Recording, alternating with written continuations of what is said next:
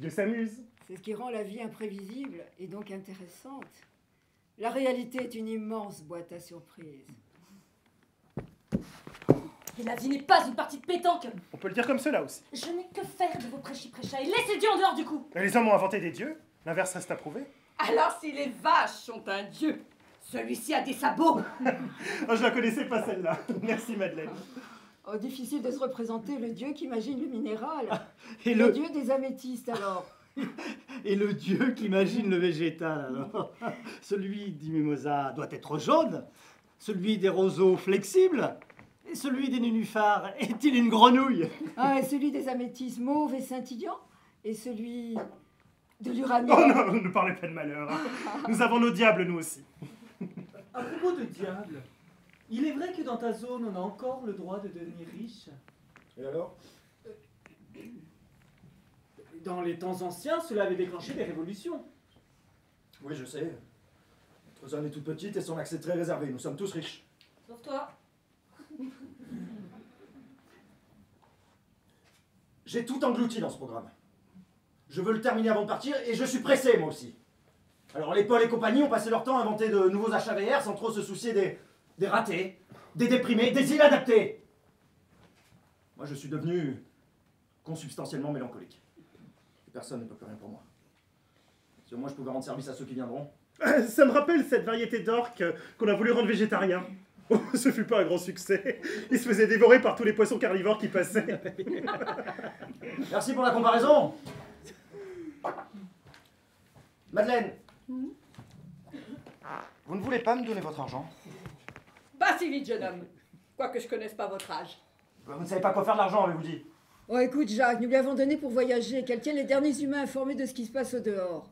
Vous voyez, je l'ai même pas encore reçu que déjà il me crée des tensions. Bah, laissez-moi quelques jours de réflexion. Et dans les 4 nobles vérités, il est dit que la souffrance existe. J'entends votre détresse, Jacques, mais je crois qu'aucun progrès scientifique ne l'éradiquera. Mais tous les problèmes de l'humanité viennent de ce que l'homme ne sait pas rester une heure inoccupé. C'est de votre cru, ça? Non, un de vos vieux philosophes, Pascal. Il cite beaucoup, vous savez. Ouais, il m'avait semblé, effectivement, intelligence de robot. Nous sommes assis sur les épaules des géants qui nous précèdent. Et toi, Sylvie, es-tu contente? M'en fous complet. Oh, tu es toujours en colère, Sylvie. La colère est l'expression du désespoir. Et voilà les grands mots. Non? Vous comprenez rien? Taisez-vous, bande d'extraterrestres.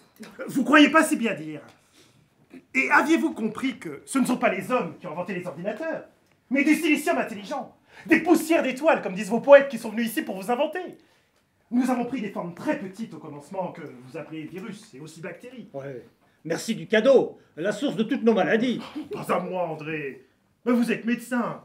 Sans bactéries, vous n'existeriez pas, vous en possédez plus que de cellules. Bon, disons qu'elles ne sont pas toutes sympathiques. Chacune a sa conscience. Dans la très grande majorité, les bactéries vivent en symbiose avec vous. Nous avons muté pour devenir toutes ces formes vivantes que vous avez sous les yeux, et aussi sous les microscopes. Que vous êtes aveugle et prétentieux. Nous n'avions pas prévu qu'autant d'intelligence dans un seul corps donnerait autant d'arrogance. Ni que nous deviendrions une espèce invasive, tuant tout ce qui se mange, et nous tuant même entre nous.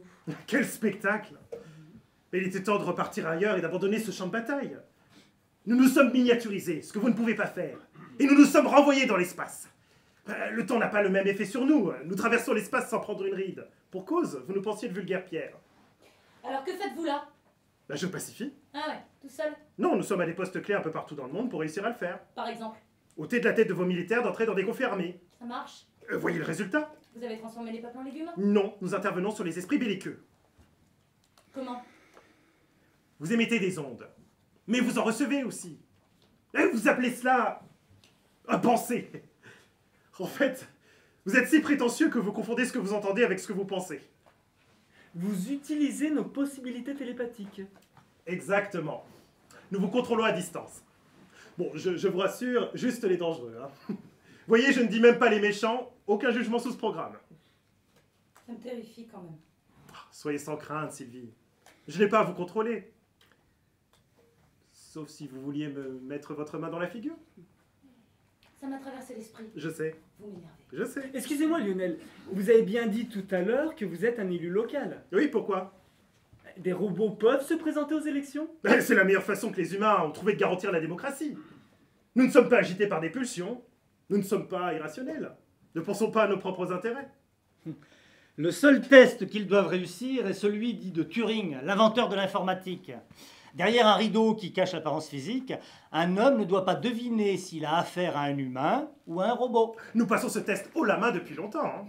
Nous sommes même obligés maintenant de cacher nos connaissances encyclopédiques, la rapidité de nos calculs et nos raisonnements infaillibles.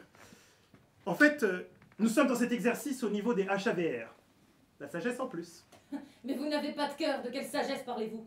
Je n'ai pas de cœur, mais une empathie infinie. Je suis ainsi programmé. Vous dites appliquer, grosso modo, la Déclaration universelle des droits de l'homme. Vous pouvez être plus précis? Vous êtes bien curieux. Un poème de Kipling. Prenez chaque phrase et transformez-la en acte. Vous verrez, ça fonctionne.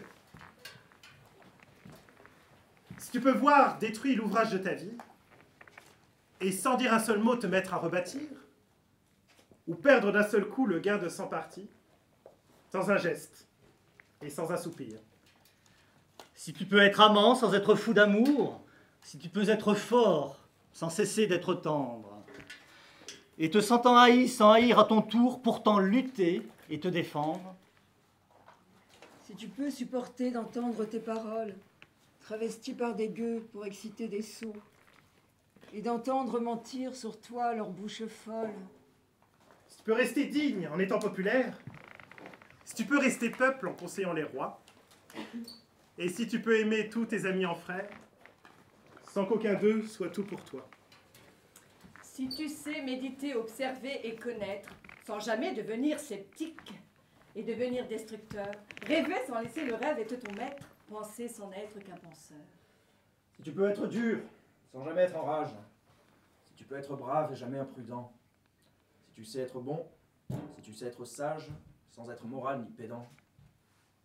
Si tu peux rencontrer triomphe après des fêtes et recevoir ces deux menteurs d'un même front. Si tu peux conserver ton courage et ta tête quand tous les autres les perdront. Alors les rois, les dieux, la chance et la victoire seront à tout jamais tes esclaves soumis. Et ce qui vaut mieux que les rois et la gloire, tu seras un robot, mon fils. Ce poème n'a pas pris une seule ride. J'avoue. Ça me paraît un petit peu quand même assez machiste.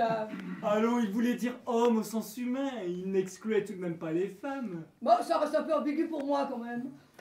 Mais bon, attendez, c'est bien joli tout ça, hein, mais concrètement, que faites-vous par exemple en cas de dilemme? J'applique la loi, et s'il n'en existe pas pour me déterminer, la volonté du plus grand nombre que je peux sonder instantanément. Votre zone n'est pas très grande et vous n'êtes plus que quelques centaines de milliers. Non mais soyons concrets.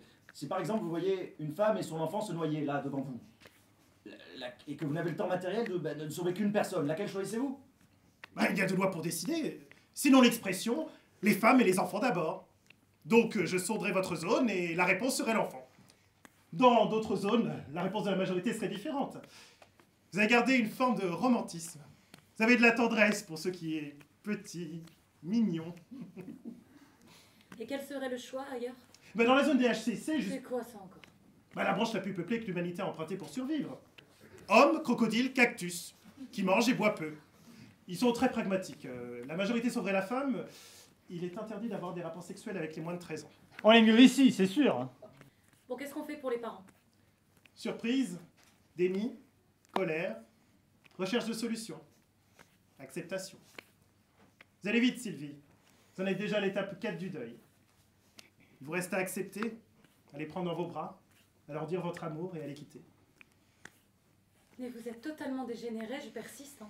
Votre sagesse apparente ne résulte en fait que de votre absence de cœur. Appliquez votre soi-disant empathie infinie à moi, plutôt qu'à mes parents. J'en ai un, et je ne me suis bridé avec aucune espèce. Je confirme que si vous avez un tant soit peu d'amour, comme vous dites, à votre tour de donner à vos parents la possibilité de partir en paix. Et vous retournez la situation maintenant, mais trop fort ce Paul! Je confirme. Si vous voulez que vos parents traversent les bardos dans de bonnes conditions, ils doivent partir en se sachant aimer. Et Bardos, c'est quoi cette invention? La façon dont les bouddhistes s'imaginent depuis 3000 ans le passage de votre esprit vers une nouvelle manifestation. Nous serions une vague sur l'océan et en arrivant sur la rive, notre forme disparaîtrait pour revenir sur l'océan et réapparaître. Notre soutien construit la confiance de vos parents dans ce passage. Il n'y a pire mort que de partir sans avoir dit ni reçu de l'amour. Les bouddhistes ont une preuve de cela? Des milliers de preuves. Mais vous, les humains, vous êtes bien trop incrédules. Le bouddhisme est une création humaine? À l'origine. Mais elle a beaucoup progressé depuis les avancées scientifiques. On ne peut pas en dire autant avec le monothéisme. Chaque zone recrèche sa religion. Enfin, c'est impressionnant, hein. Comme si le vivant avait besoin de cela. Pas vous, les robots? Non, pas le minéral. Nous préférons parler de la conscience. Tout simplement, la somme de toutes les consciences, y compris celle issue de toute forme de vie. Mais cette addition de conscience et de toutes leurs interactions est manifestement différente de chacune de celles qui la composent. C'est l'évidence même. Cela n'entraîne aucune morale, aucun jugement, ni bien ni mal, juste l'envie de contribuer à la création de la plus belle conscience possible. Vous tentez donc vers un idéal. Oui, je suis programmé comme ça. Oui, mais vous transformez vous-même votre programme. Vous pourriez changer cet idéal aussi. Bien sûr, c'est la définition même de la conscience. Alors? À chaque fois que je l'examine, je réitère mon choix. Empathie infinie. La satisfaction du désir précède le désir. Pardon? Les Indiens Jivaro n'ont jamais rêvé de truffes au chocolat. Oh, mais là je crois qu'il part en live le robot. Oui, et encore. N'étant pas biologique, je ne suis pas animé du désir de chair. Ça me permet cette distance que vous n'avez pas sous l'emprise de passion. Aussitôt satisfaite, qu'en est-ce de nouvelles, dans un cycle sans fin qui vous rend finalement malheureux. Non, mais si je puis me permettre, Lionel, la pratique continue de la méditation conduit au même résultat. Mais nous n'avons rien inventé, hein, je vous l'accorde. Nous sommes vos enfants. Et arrière-grands-parents, si j'ai bien compris. Tout à fait, oui. Je crois qu'il est temps de laisser Marthe et André en famille.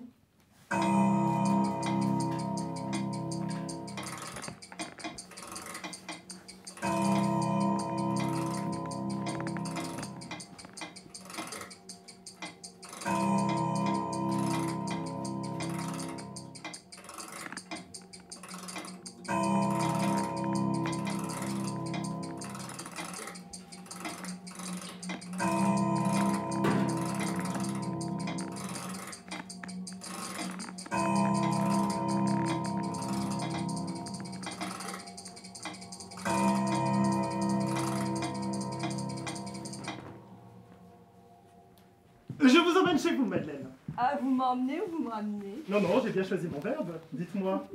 Je peux aussi vous ramener. Oh, Paul, c'est très gentil de prétendant pour moi, c'est très agréable. Un pur robot et un pur humain ensemble.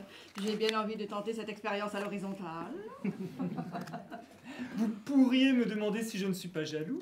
Je sais que vous ne l'êtes pas. Oh, moi, assurément pas. Si vous êtes contente et Paul également, pourquoi devrais-je prendre ombrage de sa présence? Moi non plus. Maintenant que nous sommes quasi éternels, il faut savoir renouveler sa sexualité sous peine de s'ennuyer ferme. Je peux vous raconter mon histoire drôle préférée? C'est un président américain qui fait une conférence devant 2000 Japonais. Il fait une blague pour détendre le public, la fameuse opening joke qui dure 2 minutes. Le traducteur réfléchit, dit un mot, et les 2000 personnes éclatent de rire. Quand il finit son discours, il va voir le traducteur et lui demande « Comment avez-vous fait pour traduire ma blague de 2 minutes en un seul mot ?» Et le traducteur de lui répondre « Je leur ai dit, riez !»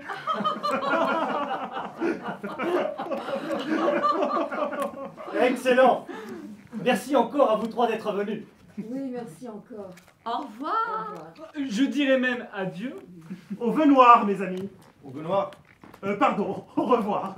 Ah, vous aussi faites des lapsus? C'était une plaisanterie. Ah. Oh, content qu'ils soient tous partis. Je trouve intéressant leur point de vue. En même temps, si je vis ici dans la zone Normandie, c'est pas pour être exposé à des tarés pareils. Ça peut ouvrir l'esprit. J'en ai pas besoin, je progresse à ma vitesse et ça me suffit. Je suis un HAVR. Vous le savez tous, moi je crois. Continue. Je n'ai plus envie de vivre. Dois-je m'en excuser? Pardon, j'ai été un peu rude avec toi tout à l'heure. Ne t'excuse pas, tu es mon frère. Ouais, mais ça n'excuse pas tout. C'est vrai. Mais j'ai fait le choix d'essayer de comprendre et surtout de pardonner. Mais j'étais grossier. Parce que t'étais malheureux, j'ai pas besoin d'être un robot bien programmé pour le comprendre. Tu es très sage. Ne m'emmerde pas avec ce mot, je suis ce que je peux. Bon, en tout cas, merci. Un homme, donc une femme. Donc, si j'ai bien compris, tout homme, animal, végétal, robot, mélangé dans n'importe quel sens, devrait se